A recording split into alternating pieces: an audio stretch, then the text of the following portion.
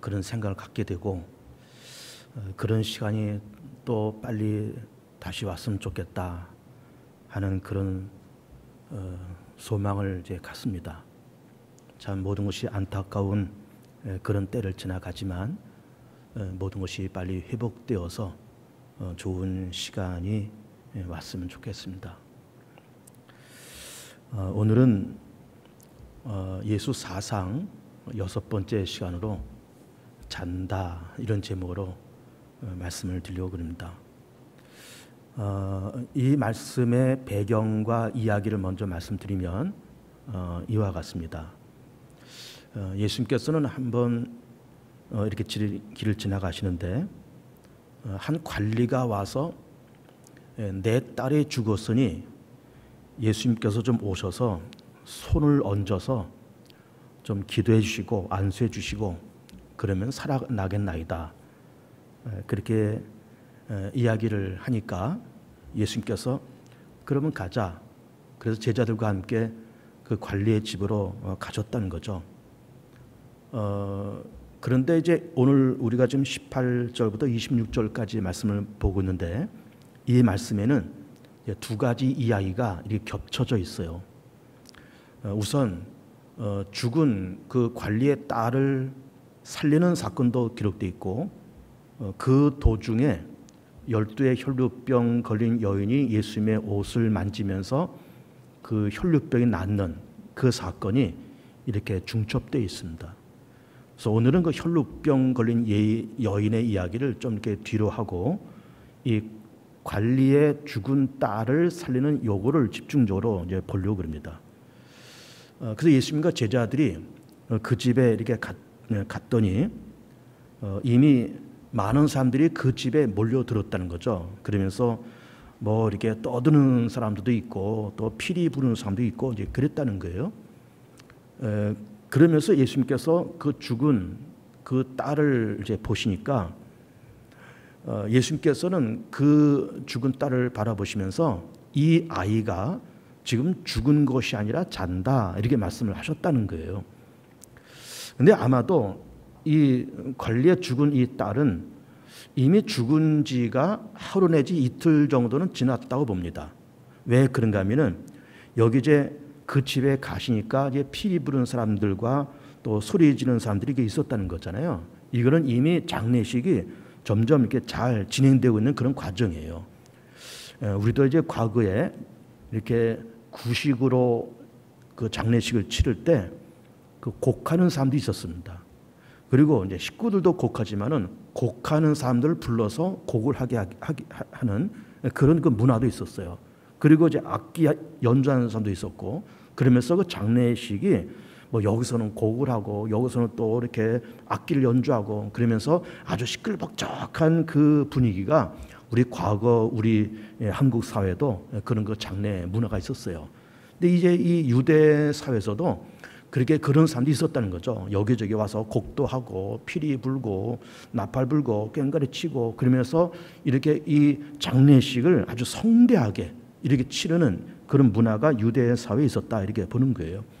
근데 어쨌든 예수님께서 그 현장을 가 보시니까 그 아이가 죽기는 죽었는데 예수님께서 말씀하시기를 이 아이는 지금 죽은 것이 아니라 잔다 이렇게 말씀을 하신 거예요. 자, 그 얘기를 좀 나중에 하고 그랬더니 이제 많은 사람들이 예수님께서 그렇게 말씀하신 것을 비웃었다는 거죠. 아니 벌써 얘가 죽은 것이 이미 뭐 하루 지나고 이틀 지나고 이제 오늘 밤 지나면은 이제 나가서 발인 예배 드리고 나가서 하관식도 하고 다 그럴 텐데 뭐 저 양반 와가지고 무슨 뭐 죽은 것이 아니라 잔다 그러고 좀 뭐 무슨 말씀하시느냐 뭐 이렇게 이제 서로 말들이 왔다 갔다 했다는 거죠. 그때에 예수님께서 들어가셔서 소녀의 손을 잡아서 일으키시니까 그 아이가 살아나서 그리고 그 소문이 온 땅에 퍼졌다 그런 말씀을 하시고 있어요.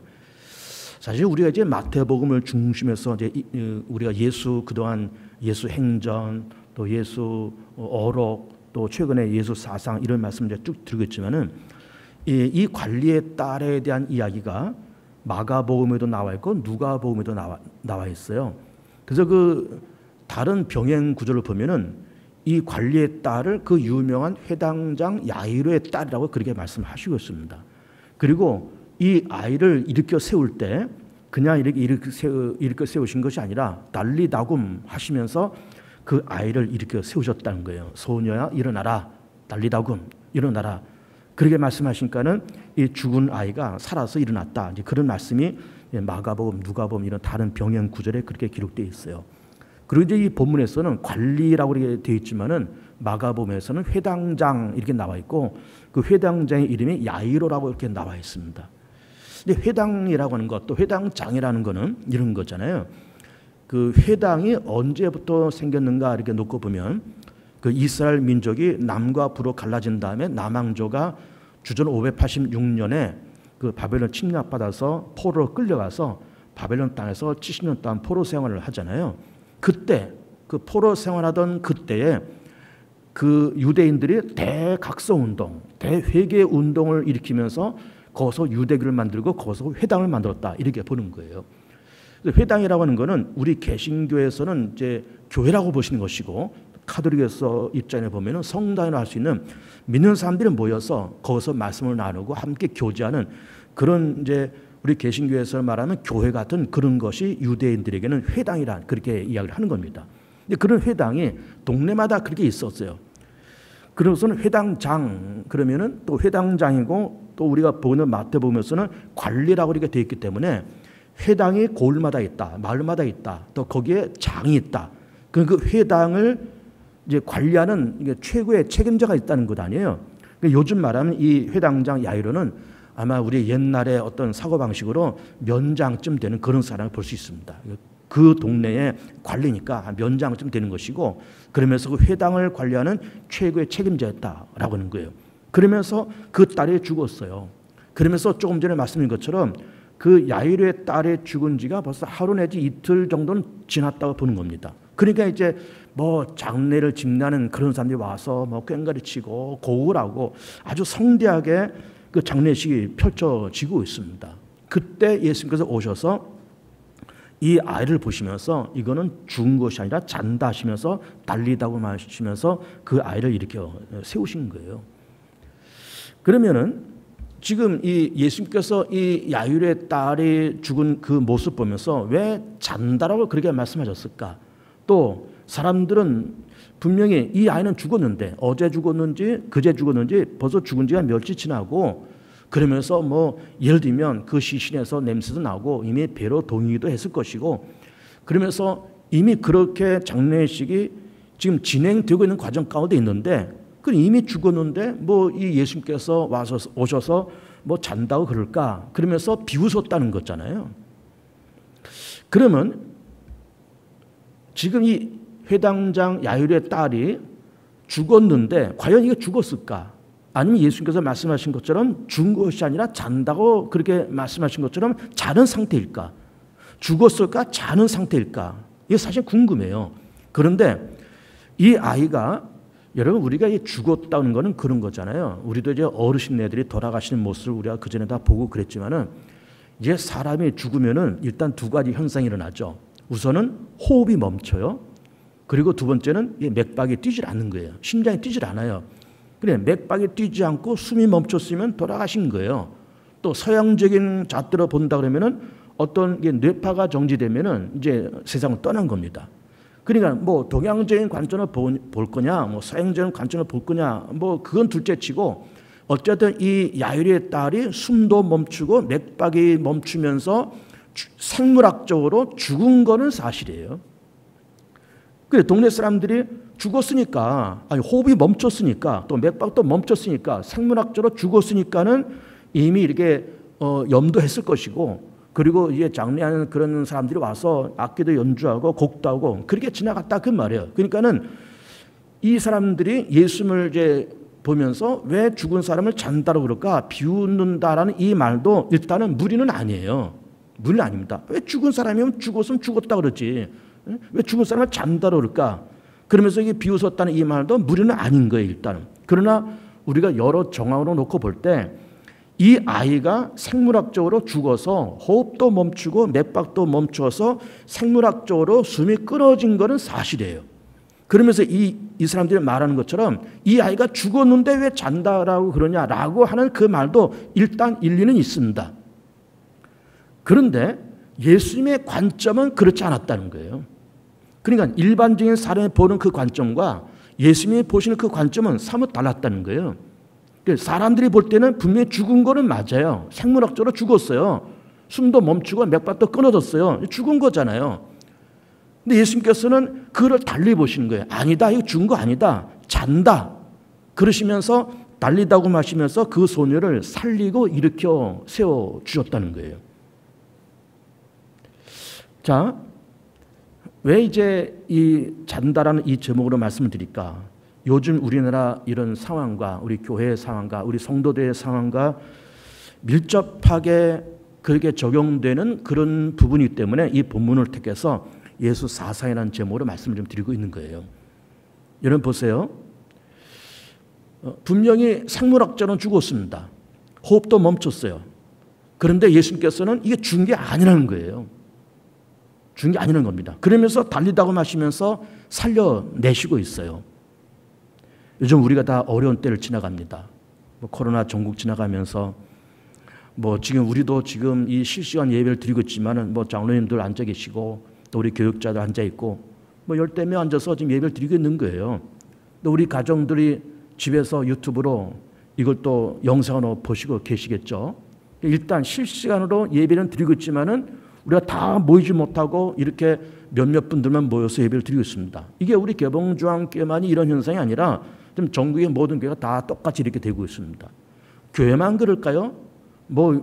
어제 보니까 코로나 2.5단계가 돼가지고 식당들도 낮에만 영업하고 카페는 영업조차도 못하고 9시 이후로는 또 영업도 못하고 지금 난리가 났어요.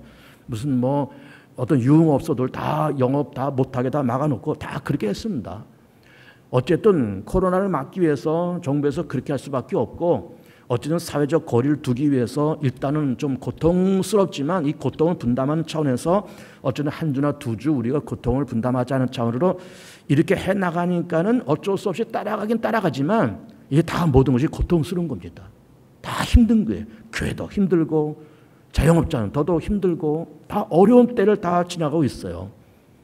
그런데 정말 야일의 딸처럼 우리 한국 사회도 경제도 교회도 맥박이 끊어져 가는 것 같기도 하고 숨이 멈춰져 가는 것 같기도 한 이 어려운 위기를 다 지나가고 있습니다.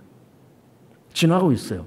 그런데 예수님께서는 이 야일의 딸을 바라보시면서 이거 죽은 것 아니다, 잔다 하시면서 달리다고 하시면서 이렇게 세워주고 계시는 거예요. 그러면 우리도 똑같이 야일의 딸처럼 지금 어려운 때를 지나가고 있다 그런 말씀 드리고 있는 거 아니에요. 그럼 우리도 사실은 죽어서는 안 돼요. 또 우리도 다 살아야 되는 사람들 아닙니까? 교회도 살아야 되고 여러분 가정도 살아야 되고 다 여러분의 사업도 장사도 모든 직장도 다 살아야 돼요. 죽으면 안 되고 살아야 됩니다. 정말 달리다곰처럼 살아나야 돼요. 또 살아나야 되고 또 그렇게 돼야만 되고. 그런데 뭘 말씀드리고 싶은가 하면은 예수님께서 왜 그러면은 그 가정을 들어가서 달리다고 말씀하시면서 그 소녀를 살리셨는가? 그 비결이 뭘까라는 걸 보고자 하는 겁니다. 거기에는 중요한 두 가지 비결을 우리가 찾아보려고 그래요. 그건 첫 번째는 뭔가 하면은 신락 같은 것이라 할지라도 희망이 있어요. 신락 같은 희망. 아주 버리지 않았습니다. 그 두 번째는 뭘까요? 정말로 겨자씨만한 것이지만은 그 믿음을 버리지 않았어요. 오늘 다행스럽게도 이 야일의 딸 사건에 조금 전에 말씀드린 것처럼 그 12의 혈루병 걸린 여인의 이야기도 같이 이게 포함되어 있다고 말씀드렸어요. 여러분, 이 지금 12의 혈루병 걸린 여인도 마찬가지잖아요. 지금 12년 동안 고생을 많이 했어요. 이런 처방도 해보고 저런 처방도 해보고 별걸 다 해봤어요. 그래도 효험이 없고 병이 더 중하던 차에 예수님의 소문을 듣고 와서 예수님의 옷자락에 내 손을 대고 예수님의 옷을 내가 붙들기만 해도 내 병이 낫겠다고 하는 뭐가 있었을까요? 신락 같은 희망이 있었어요. 겨자씨만한 믿음이 있었습니다. 그래서 그 여인이 낫고 예수님께서 내 믿음이 너를 구원하였느니라 하시면서 혈루병 걸린 여인도 고치시고 그리고 나중에 야일의 딸도 살리셔서 그의 영광을 받고 계시는 거예요. 신락 같은 것이라 그래서 희망이 있습니다. 그 희망을 붙잡아야 돼요.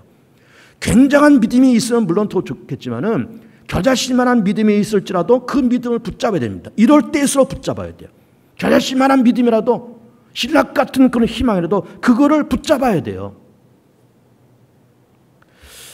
이스라엘 나라의 역사를 놓고 보면 이스라엘의 역사가 힘들었을 때가 몇 번 있었습니다. 그 대표적인 것이 뭔가 하면은 우선은 애굽에 내려가서 400년 동안 종살이 했던 그런 때죠. 여러분 400년이 짧은 시간입니까? 너무너무 긴 시간이에요. 400년의 종살이의 시간이 있었습니다. 그리고 조금 전에 말씀드린 것처럼 주전 586년에 바벨론 침략받고 끌려가서 거기서 70년 동안 포로 생활을 했던 그 시간이에요. 그리고 세 번째는 뭘까? 주후 70년에 로마가 쳐들어와서 예루살렘을 무너뜨리고 그러면서 그때로부터 시작해서 약 2000년 동안 나라 없이 헤매어 다녔던 그들의 잃어버린 2000년의 그 시간. 이게 힘들었던 시간이에요. 여러분 이 시간이 얼마나 어마어마한 시간입니까? 400년? 이게 짧은 시간이에요. 70년? 짧은 시간입니까? 2000년? 짧은 시간이에요. 엄청난 시간입니다. 그럼에도 불구하고 지금도 이스라엘이라는 그 나라가 유대인이라는 그 민족이 우뚝 서 있어요. 왜 그랬을까요? 하나님께로부터 택함받은 민족이기도 했겠지만 그런 어려운 와중에 신락가던 희망을 버리지 않고 겨자씨만한 믿음일지라도 그거를 버리지 않으면서 버티고 버텨서 그 희망과 그 믿음이 밑거름이 돼서 지금의 이스라엘 나라가 존재하는 거예요. 여러분 생각해 보세요. 이스라엘 민족이 애굽에 내려가서 이집트에 내려가서 400년 동안 종살이합니다. 짧은 시간입니까? 너무너무 긴 시간이에요. 그렇게 고향을 잃어버리고 땅을 잃어버리고 그러면서 남의 나라에 와서 노예 생활을 합니다. 자유가 없습니다. 매일매일 힘겨운 고역을 그런 노동을 합니다. 그럼에도 불구하고 우리가 선택받은 하나님의 백성이요 하나님은 우리 아버지요 언젠가는 하나님께서 우리 조상 아브라함과 이삭과 야곱에게 약속하신 그 약속의 땅으로 우리를 불러 가실 거라고 하는 그 신락가된 희망을 놓치질 않아요. 물론 현실은 어렵습니다. 현실은 노예요, 종살이요. 현실은 매일매일 무거운 노역을 해야 되는 그런 상황이지만 신락 같은 희망일지라도 그거를 붙잡고 그걸 놓치지 않았던 거예요. 70년 포로 생활합니다. 70년도 결코 짧은 시간이 아니잖아요. 그러면서 예루살렘이 이미 다 무너졌어요. 다 불탔습니다. 젊은 사람들 포로로 끌려와서 좀 그렇게 살고 있어요. 희망이 없는 것 같아요. 그래도 신락 같은 희망을 붙잡아요. 그 믿음을 붙잡습니다. 2000년 잃어버린 그 시간 동안에도 그 희망과 믿음을 버리지 않았어요. 그것이 그루터기가 되고 그것이 밑거름이 되어서 다시 이스라엘 사회가 세워졌습니다. 여러분 오늘 아침에 아마 그 이사야 말씀을 큐티로 읽으셨을 거예요. 히스기야 왕이 병들었습니다. 죽을 병이에요. 이사야 선지자가 그렇게 말합니다. 왕이시여, 이제 병들어서 이제는 당신은 이제 죽을 병에 걸렸으니 죽을 겁니다. 이게 얘기하는 거예요. 여러분 이게 청천벽력 같은 얘기 아닙니까? 그런데 그 히스기야 왕이 내가 죽을 병 걸려서 곧 죽는다고 하는 이사야 선지자의 말을 듣고 낯을 벽을 향하면서 눈물과 통곡으로 기도하는데 그러면서 그 히스기야가 뭐라고 기도하는가 하면 이렇게 기도합니다. 여호와여, 구하오니 내가 주 앞에서 진실과 전심으로 행하며 주의 목전에서 선하게 행한 것을 기억하옵소서 라고 하면서 통곡하면서 기도했더니 하나님께서 이사야 선을 통해서 주시는 말씀이 내가 내 눈물을 보았고 내 기도를 들었으니 내 병이 오늘 나을 것이며 내 수명이 15년 연장될 거라고 그렇게 말씀하시는 거예요. 그러니까는 이사야 시대 히스기야 왕 시대고 나라가 희망이 없었던 그런 때입니다. 뭐 아수르가 쳐들어오고 아람 나라가 쳐들어오고 곧 바벨론이 쳐들어올 것이고 어선한 때입니다. 거기다가 히스기야는 병이 걸려서 죽게 생겼어요. 그러니 바깥으로는 전쟁, 안으로는 죽을 병. 그야말로 좀 속된 말로 죽을 맛이에요. 죽을 맛입니다. 거기다가 그렇게 자기가 의지했던 이사 선제가 와서 당신 죽을 병에 걸려서 이제 죽을 거야 그러니 이게 뭐 청천벽력 같은 그런 말 아닙니까? 그런데 이 히스기야가 그 신락 같은 희망을 버리지 않고 겨자씨 같은 믿음일지라도 그걸 버리지 않는 거예요. 그러면서 낯을 벽을 향해서 그러면서 눈물 흘리면서 기도했다는 거예요. 주여 구하오나니 내가 주 앞에서 진실과 전심을 행하며 주의 목전에서 선하게 행한 것을 기억하옵소서. 기억하옵소서. 눈물과 통고로 기도했더니 하나님께서 그 눈물을 보시고 기도를 들으시면서 그의 병을 고치시고 그의 수명을 15년 연장시켜 주셨다는 거예요. 상황은 어렵습니다. 물론 이 야율의 딸 죽었어요. 여러분 실제로 죽었습니다. 생물학적으로 죽었어요. 숨 끊어졌어요. 호흡 멈췄습니다. 맥박 끊어졌어요. 그런데 예수님께서는 뭘 보셨을까요? 야이로와 그 집안 내 식구들의 신락 같은 희망과 그 야이로가 갖고 있는 그 겨자씨만한 것이랄지라도 그 믿음을 보시면서 이 소녀를 살리고 계세요. 소녀를 살리고 계십니다. 저도 이제 목회를 이제 꽤 오래 하고 있는데 뭐 몇몇 교회를 거치고 제가 개봉주한테 이렇게 한 10몇 년 전에 와서 목회를 하고 있습니다. 그러면서 뭐 우리 교회가 됐든 아니면 제가 거쳤던 교회가 되었든 저는 뭐 가정도 그 집안의 어떤 생업도 남편의 사업도 다 무너져서 파산 직전의 그런 가정인데 시간이 지나가면서 그 가정이 회복되고 그 남편의 사업이 회복되면서 좋은 가정 그리고 정말로 만세반석 위에 반석에 서 있는 그런 가정들을 저는 여러 가정들을 봤습니다. 우리 개봉주한테도 그런 가정들이 많아요. 꽤 있습니다. 그렇게 서 있는 어떤 권사님의 가정, 어떤 장로님들의 가정, 그렇게 서 있는 어떤 집사님들의 가정들이 꽤 있습니다. 예를 들면 그런 거잖아요. 남편 사업 다 무너졌습니다. 살 길이 없어, 희망이 없어요. 애들은 뭐 이제 중학교, 고등학교 한참 돈 많이 들어갈 때, 한참 돈 많이 들어갈 때 남편 사업은 무너지고 돈벌이는 안 되고, 그래서 정말 사면초와 같이 이게 정말 살지 죽을지, 이게 망할지, 정말 내가 내 삶을 내 스스로 포기해야 될지, 막 그런 상황 속에 그 여인의 눈물 어린 기도가 있었던 거예요. 새벽전에 나와서 말씀 듣고 눈물 흘리면서 하나님 우리 가정을 버리지 말아달라고, 우리 남편의 사업을 버리지 말아달라고, 우리 가정을 버리지 말아달라고, 내 인생을 버리지 말아달라고 눈물 흘리면서 기도하면서 그렇게 기도하고 부르짖고 하나님을 붙잡는 그 믿음의 여인들, 뭐 여인이 됐건 뭐 남자가 됐건 그러면서 그 새벽전에 나와서 교회에 나와서 눈물로 기도하는 그런 분들의 기도를 저는 많이 봤어요. 그러면서 하루 이틀, 1년, 2년 시간이 지나가면서 남편의 사업이 회복되고 가정이 잘 되고 그러면서 참 그래 한 10년 전, 20년 전에는 참 눈물로 정말 생을 스스로 마감하고 싶을 만큼 절망적인 그런 때였지만은 그래도 신락가득 희망을 버리지 않고 겨자씨만한 믿음도 버리지 않고 그걸 붙잡고 그러면서 교회 와서 성전에 와서 눈물 흘리면서 기도하면서 그러면서 하나님께서 그 여인들의 눈물을 보시고 그 기도를 들으시면서 그 가정을 다시 살리시고 그 남편의 사업을 일으켜 세우는 그 현장을 저는 많이 봐왔어요. 우리 교회도 그런 가정도 꽤 있습니다. 어느 가정으로 말하려면 말할 수 있지만 뭐 공적인 자리에서는 발표하기가 사실은 어려워요. 그런 가정도 꽤 있습니다, 여러분. 그런 가정의 공통점이 뭘까요? 신락 같은 희망도 버리지 않아요. 겨자씨만한 믿음이지만 그걸 버리지 않습니다. 살려달라고 동동거리면서 하나님 앞에 부르짖는 그 히스기야 왕의 그 기도처럼 그러면서 하나님께 그 눈물을 보시고 그 기도를 들으시면서 그 인생을 살리고 가정을 살리는 그 역사를 만들어 가셨던 겁니다. 여러분 구약 성경을 보면 그 아브라함 시대에 그 소돔과 고모라 성이 멸망되는 그 사건이 나오잖아요. 대체로 이제 역사학자들에 의하면은 그 소돔과 고모라성, 물론 지금은 소돔성이 어디, 고모라성이 어딘지는 알 수가 없지만 역사학자들과 성경학자들에 의하면은 지금 그 이스라엘 땅에 사해바다가 있잖아요.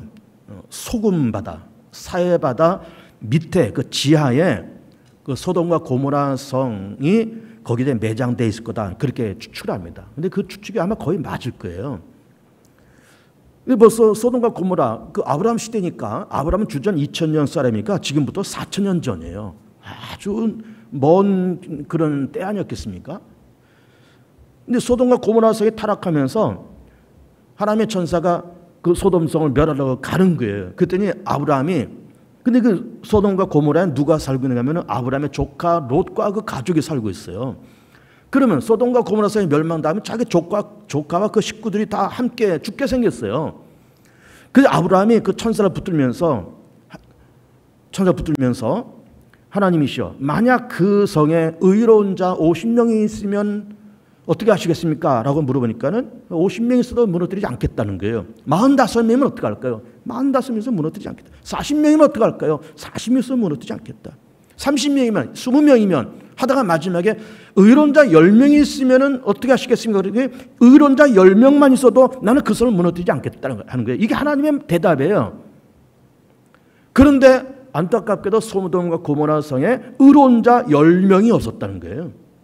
거기서 말하는 의로운 자가 뭘까요?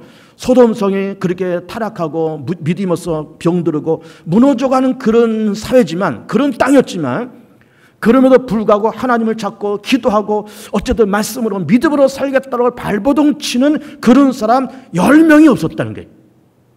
그럼 만약에 10명이 있었으면 어떻게 됐을까요? 10명이 있었으면 하나님 약속대로 그 성은 무너지지 않았어요. 그럼 의로운 자 10명이라는 것이 뭘까요? 물론 소돔과 고모라 성이 그 당시 인구가 몇 명인지는 알 수가 없습니다. 그러나 어쨌든 거긴 도시예요. 소돔도 도시고 고모라도 도시예요. 도시에서 10명은 그렇게 큰 숫자가 아니에요. 예를 들면 광명시에서 10명 큰 숫자가 아니에요. 서울시에서 10명 큰 숫자가 아니에요. 서울시 인구 1000만, 광명시 인구 30만, 10명 별것 아니에요. 그런데 그 10명만 있어도 소돔과 고모라 성이 멸망당하지 않았다는 거예요. 그럼 뭘까요? 비록 소수지만은 신락 같은 희망과 겨자씨만한 믿음이라도 그걸 버리지 않았다고 하면 무너지지 않았다는 거예요. 지금 온 세계를 비롯해서 대한민국이 어려움에 빠졌습니다. 교회는 더더욱 어려움에 빠졌어요. 이게 뭡니까 지금?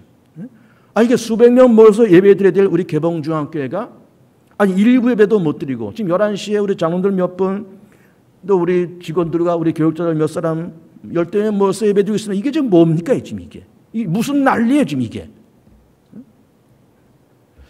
참 안타깝고 참 답답합니다. 그러나 이게 다 위기고, 교회 위기고, 기독교 위기고, 대한민국의 위기고, 산업의 위기지만, 오늘 이 말씀을 통해서 드리고 싶은 말씀은, 그래도 우리는 신락 같은 희망일지라도 버리지 마시고 겨자씨만한 믿음일지라도 버리지 않길 축복합니다. 하나님, 우리 대한민국을 버리지 말아 주십시오.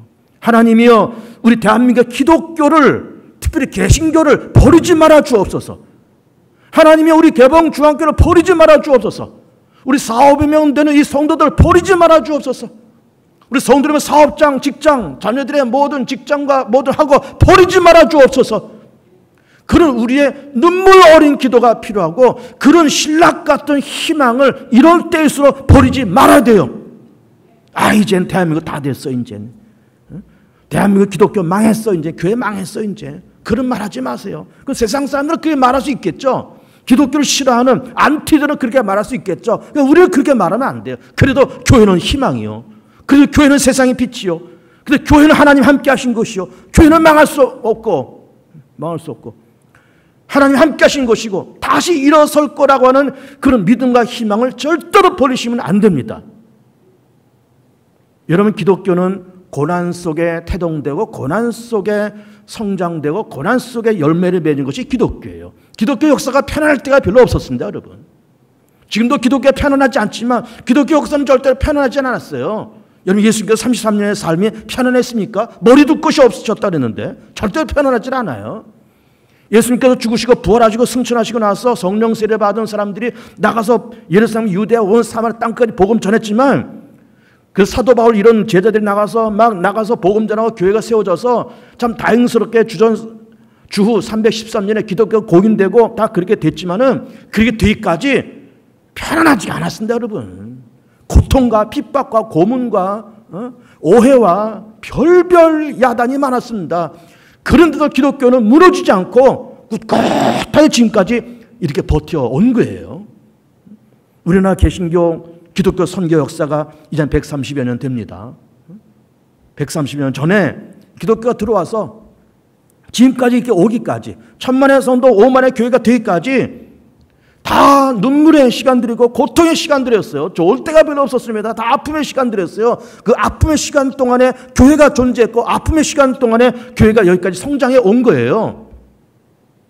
어려운 때지만 경제 그리고 또 사회, 특별히 교회 다 어려운 때지만 또 성도들의 각 가정들의 모든 경제 문제가 다 어려운 때지만 신락 같을지라도 그 희망을 버리지 말고 겨자씨만한 믿음을지라도 버리지 않고 그걸 붙잡고 또 기도하고 하나님 살려주십시오. 우리 가정을 살려주시고 우리 사업장, 우리 직장을 살려주시고 우리 교회, 우리 성도들, 대한민국을 살려달라고 그렇게 낯을 벽을 향해서 낯을 들고 그러면 눈물과 통고로 기도했던 히스기야 왕의 그 기도처럼 우리가 그 믿음과 신락 같은 희망을 짜도 그 희망, 겨자씨만한 작은 믿음을 짜도 그 믿음을 버리지 않으면 우리는 다시 일어설 줄로 믿습니다. 다시 살 줄로 믿습니다. 다시 회복될 줄로 믿습니다.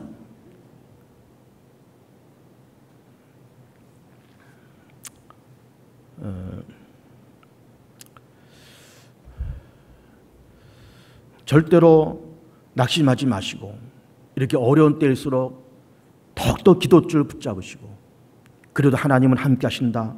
그 믿음을 갖고 이겨나가길 축복해요. 여러분 1517년도에 종교개혁을 했잖아요. 마틴 루터가 종교개혁했습니다. 여러분 종교개혁이 쉽게 된 게 아니에요. 절대 쉽게 된 게 아닙니다. 로마 교황청에서 마틴 루터한테 너 더하면 너 죽는다? 그런 협박까지 받았습니다. 너 더하면 너 죽어. 로마 교황청에서.